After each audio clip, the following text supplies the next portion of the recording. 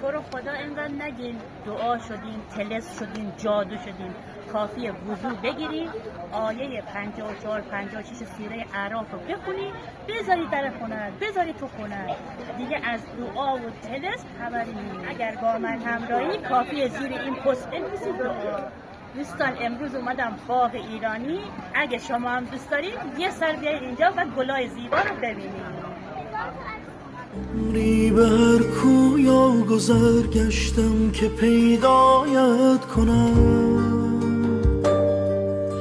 اکنون که پیدا کردم بنشین تماشایت کنم. بنشین که با من هر نظر، با چشم دل با چشم سر، هر لحظه خود را مستر از روی زیبایت کنم.